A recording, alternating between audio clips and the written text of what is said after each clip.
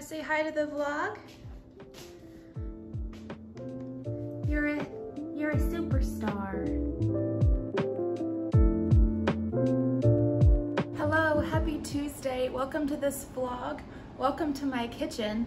I wanted to go ahead and make a vlog update this morning before I left for work because I'm going to the gym after, and so afterwards I'm not going to be looking as fresh and fancy as I do now. But I also have 10 minutes until I have to leave, and I want to take my lunch today.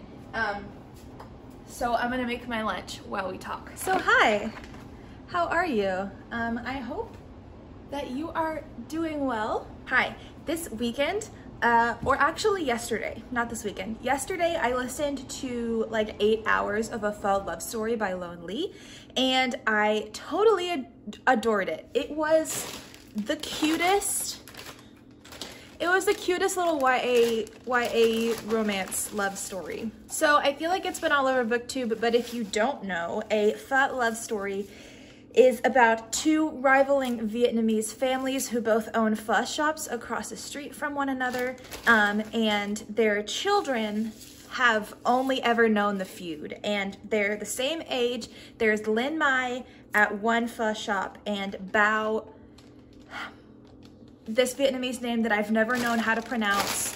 I had a Vietnamese friend in high school who this was her middle name, and I'm still no hope at this name. So they start working together on a project at school. Linh Mai is an artist, but her parents want her to be an engineer. Her sister is studying biology at school, which in Linh's mind has kind of ruined things for her because, you know, her sister is perfect and she'll never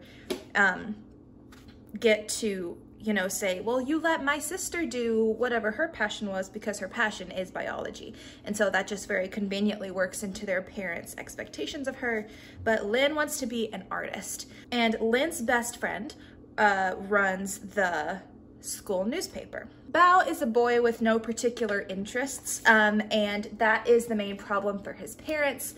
Linh's parents want her to be an engineer, but Bao's parents literally want him to be anything. Like, they just want him to find a passion, and that's how they're pressuring him these days in their senior year of high school. So there is a lot in this book about finding your true passion from Bao's side. There's a lot on Linh's side about fighting for your passion and saying, no, this is what I want to do. There's a lot of examination of differing family dynamics, which is really interesting, and probably one of the best parts of the book, I would say, is just how they show how different each family is. And then there's also an examination of the differences between these Vietnamese families and Linh's white best friend's family, and just how all of those different family dynamics work. I thought was one of the most interesting and insightful and well done pieces of the book, because it wasn't like trying to say one is better than the other.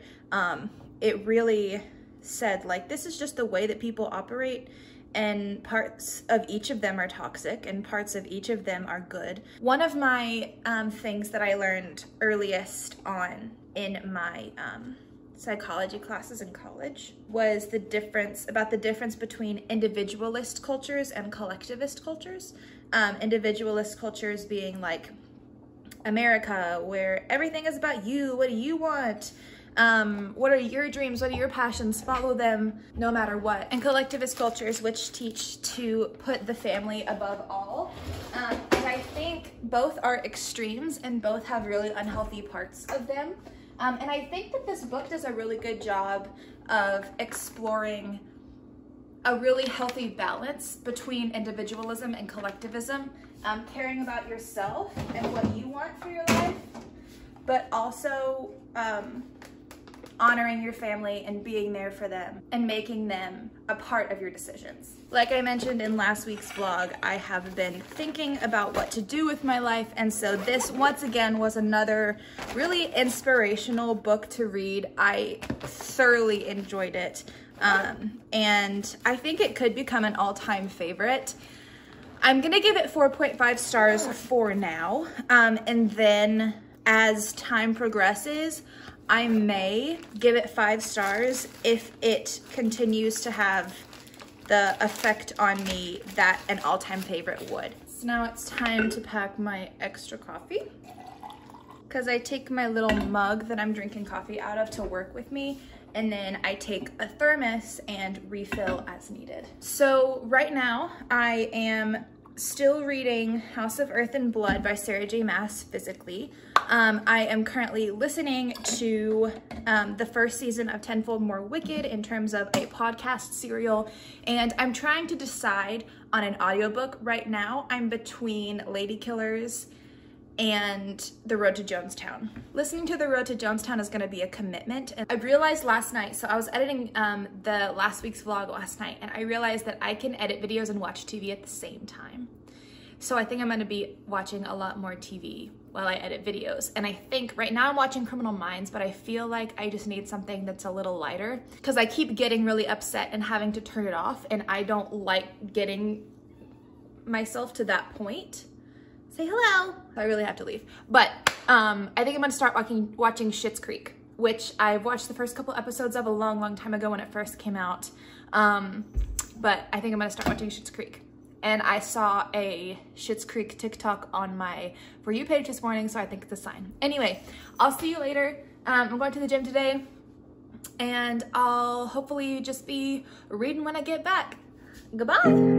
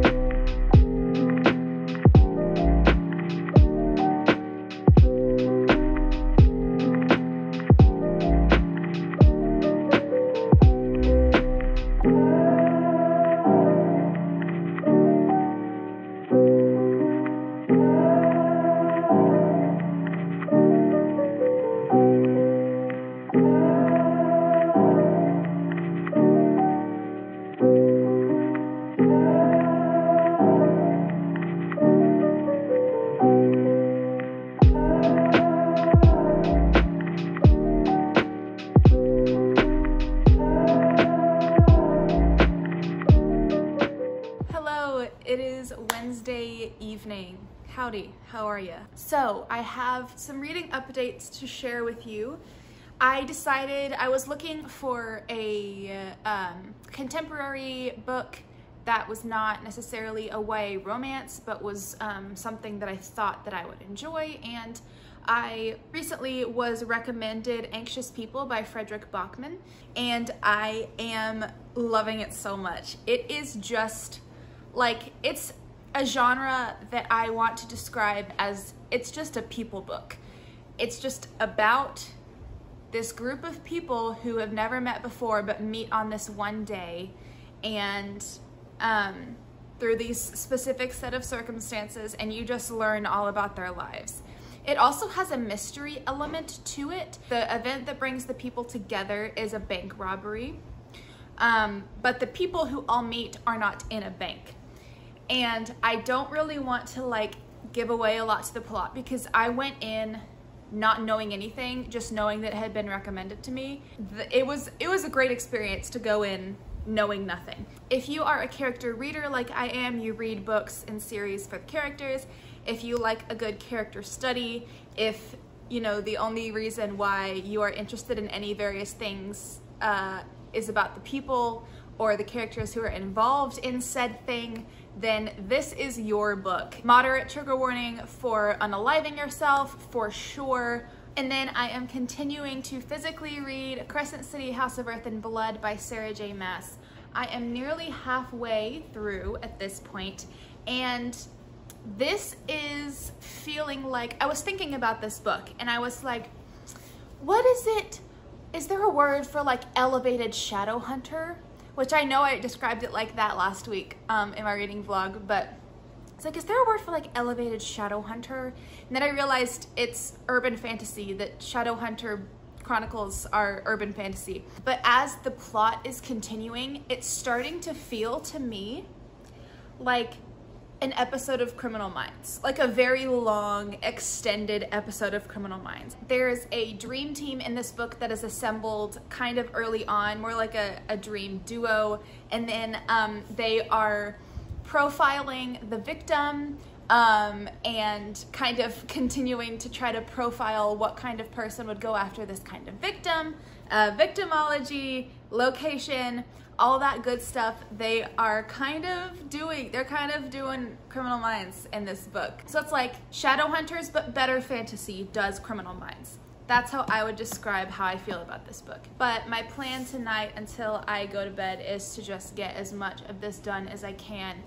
I don't know if it's just been my schedule recently, but I haven't been able to sit down and read a lot. And I think it could partially be the book, which is not a bad thing at all. It's really, really good. I just don't think that it's a book that I can sit down and just like fly through because there is so much going on.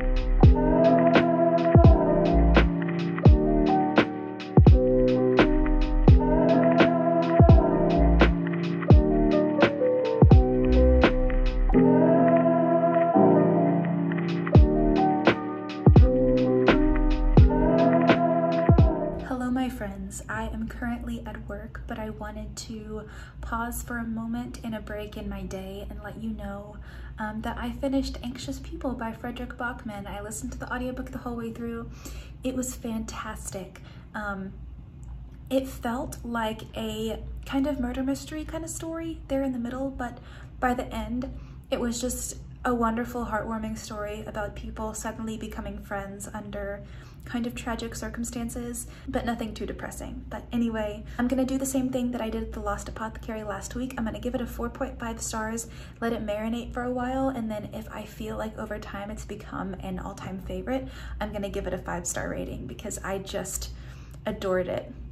And I'm also gonna be trying to pick up more Frederik Backman books soon. I may actually start one of his audiobooks next because I just loved his writing and his storytelling and his character building, and I read for character. So after that book, Frederik Backman may become a favorite author. So fingers crossed that he does, we'll see. My office now has fairy lights and some leaves and a fallen tapestry. So the walls are kind of hard to stick things to, so I may bring my hammer and nails back tomorrow. Yeah, I'll talk to you later.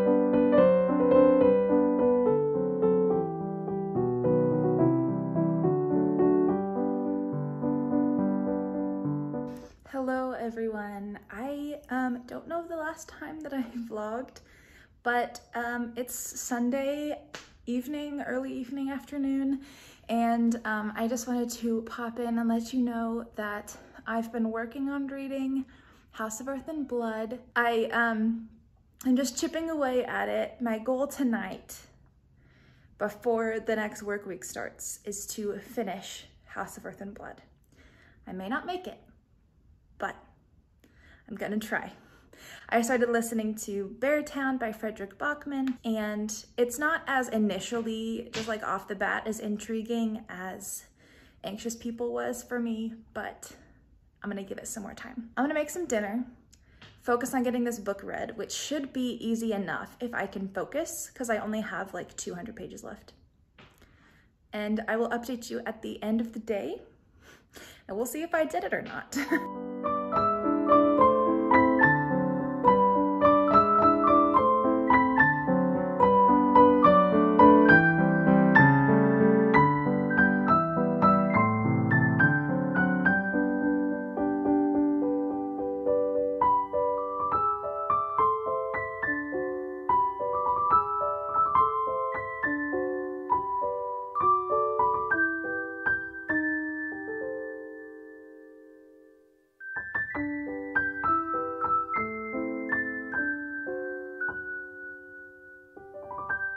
Greetings, salutations, and farewell. This is the end of the vlog. It is Monday evening after work, but I just wanted to update about finishing Crescent City, House of Earth and Blood by Sarah J. Maas. This is my first success story with Sarah J. Maas. I'm so excited. This was such a great book. I sincerely, deeply enjoyed it, which I'm not surprised by from the premise, but the fact that it's a Sarah J. Maas book does surprise me because I really loved it. The last 200 pages that I read last night really, I mentioned there being a plot twist that had me caught off guard, but then that plot twist reversed and just it went in so many directions, back and forth and back and to and fro and hither and forth last night in the last 200 pages. The ending, it's weird because it was a very nice wrapped up ending, but there's gonna be like a series to follow, and there was an epilogue that kind of opened up a new can of worms. You know how they do, where instead of doing a cliffhanger, they'll just finish the book and then do an epilogue. I think rather than continuing the same kind of plot line, what the rest of the series is going to be, or that what the next book is going to be, is a new conflict in the same world. And there's still a lot that was kind of passed by here for the sake of other things left to explore. So I'm really excited to see what's going to happen.